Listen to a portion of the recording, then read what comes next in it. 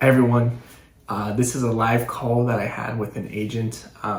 In this call, you're going to hear us talk about some of the challenges of doing a subject to transaction on an FHA loan. You're going to hear us talk about some of the ways to go around that or other alternative options to doing a subject to on an FHA loan. And then you'll also hear us at the end talk more about her client specific situation. So let's hop right into the call and check it out. Ryan, how's it going? Good, thanks. Good. Hey, I saw your message yesterday about your listing on I think it was Redondo Road. Redondo. Uh-huh. Redondo, yeah. Um, I was the one who sent you the letter of intent, and I know you were telling me about like it being an FHA loan, but I guess I was just trying to get some more clarity on what you were saying because I So take. the other day when I've gotten so many subject to offers on this one, Uh-huh. and so I was at an NAR meeting. Mm-hmm. Are you a realtor? No, I'm not, but I know Okay. a lot about NAR and all that stuff. Yeah. Okay. So I was at an actual meeting for NAR and the Association of Realtors here in Arizona, Uh-huh. and it was a round table with loan officers, escrow officers, and realtors. Yeah. So anyway, um, escrow officers, I used to be an escrow, and we would never handle wraps. Okay. Okay, and so then I was saying, okay, well, why can't we handle this? Because I've had several of these offers on Redondo, Mm-hmm. and one of the escrow managers told me, she said there is an FHA rule, and if you get caught, well, number one, my brokerage won't let me handle it. I would have to step out of the transaction, cancel my listing, and then accept the finder's fee. There's yours right there, Doc. Gotcha. So anyway, so I said, well, why can't we? And one of the EOs said, because it's against FHA guidelines to allow for a wrap, and if you are caught doing it, everyone associated with it loses their ability to handle FHA loans in the future. We're talking buyer can never have another FHA loan. We're talking escrow officers will no longer be allowed to handle them either. Oh wow. Okay. I didn't realize that. Yeah. I mean, I know in Arizona, like a lot of title companies kind of stopped doing them on some VA and FHA, but then I have had other like title companies do it, and now I know I'm pretty sure that they will do it. But I haven't heard that, and I mean I'm not a loan officer, so you know maybe there is something in there that I'm not seeing, but I've done it before, is all I'm saying. Um, I know, and lots of people have. It's just what if it goes right? And then too, what if the tenants that you rent it to damage the property? I mean, there's so many variables. So I think on this one, I'm just going to do a short sale. yeah. Do you know? Did you ever ask when you were in the meeting, like if they could do like an agreement for sale instead of um, like sub two? Well, yeah, go ahead. I think that would be like the same thing.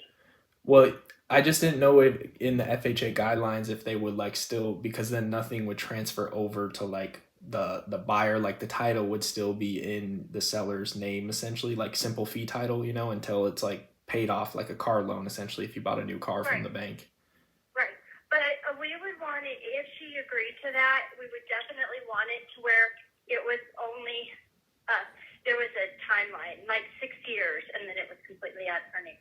Yeah, yeah. I mean, I would be open to discussing something like that Well, if that's an the other option. problem with this one is that she is way behind. She's like $8,000 behind. Okay.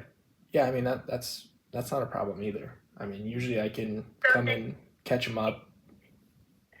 it would have to be caught up and then my compensation paid and Of in course. order to do it. Yeah, I would get you your commission. I would see if it makes sense to catch them up, and then maybe we could look at doing like an agreement for sale instead of doing subject to. Maybe that might be a better option with FHA. Possibly, if you want to check into that, the total amount owed right now on the loan is 298. Okay, Last time I checked. that's like what was on the payoff, or just the principal on the loan. No, that's the payoff. Okay, and they're That's eight like a grand. week or two ago. Okay, and your commission's 3%, No, we'll do two and a half. 2.5. Got it. Okay. Um, I can talk to a couple loan officers and see what they say about FHA and getting that done. I just know that like the only thing that I've dealt personally with FHA is like some of my sellers, they have to either be moving completely out of the state or something, or out of that 100-mile radius, or they just get a conventional loan if they're going to buy another house. Yeah, well, this girl is 24 years old and her mom's a co-signer. So Okay. it's like for her to have her name wrapped up, for her credit wrapped up in this house long term, and her mom's, that's what makes it doubly awkward. Yeah. It's a cute little house. It's in decent condition and everything like that. Mhm. She just needs to sell it because she's not even living there right now. So Oh wow. anyway, Okay. if you want to see about taking it with a lease option or an option, that would be, I guess, if the numbers work. If you want to check the numbers and get back to me, that would be great. Yeah, of course. Do you have their October statement that you could send me? I don't. I can ask for it, but her mom works nights, so it would be like late this afternoon or this evening before I could get it. Okay, that's fine. Yeah, if you could give me that way I can just double check everything and kind of look at numbers from there and see if it's something that we can do, and then I'll figure out if we can do like an agreement for sale on the FHA, and we can just go from there. Okie dokie. I will do it. Thank you, Ryan. Have a great day. Thanks, Gretchen. Yep, you too. Talk soon. Bye-bye. Bye.